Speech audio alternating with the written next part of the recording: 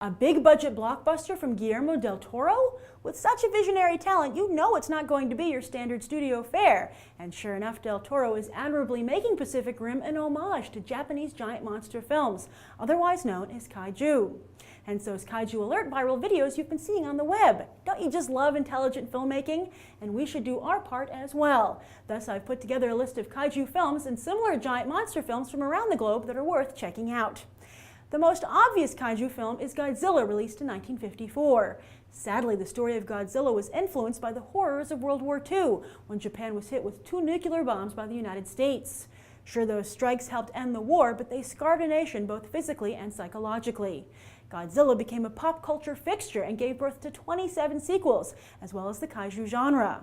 There was an absolutely horrible American remake in the late 90s, and Hollywood has yet another remake in the works. Gamera, Mothra, and Rodan are also well-known Kaiju films, all from the same studio as Godzilla, Toho. Interestingly, Toho would go on to become the home of another iconic Japanese franchise, Studio Ghibli. And decades before Alien fought Predator, Toho brought the world another epic monster throwdown, Godzilla vs. King Kong. Which reminds us that while Japan might have popularized the giant monster genre, it was Hollywood that had the first big monster hit, literally, with 1933's King Kong. The original is still by far the best, but Peter Jackson's 2005 remake has its merits as well. And even more recently, there's the Godzilla-inspired Cloverfield, which has the same similar real-world approach the Pacific Rim hopes to feature. Finally, there are 2 other giant monster movies made outside Japan and the US worth mentioning.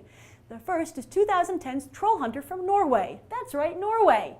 This comedy, featuring an Army of Darkness kind of vibe, was very well received and has gained a cult following since its release. Then there's 2006's The Host, not the upcoming Stephenie Meyer movie, from South Korea, which gained worldwide attention when it became the highest-grossing South Korean film of all time. That's right, Gangnam Style isn't the first time South Korean pop culture has made a global splash. And besides the original King Kong, The Host might be the most well-reviewed film on this list, making many top 10 lists the year it was released, while Quentin Tarantino said it was one of the top 20 films released since 1992, the year he began directing movies.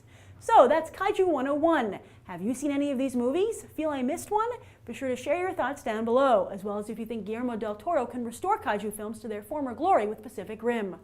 I'm Grace Randolph, and this has been a Movie Bite. You can watch more right now.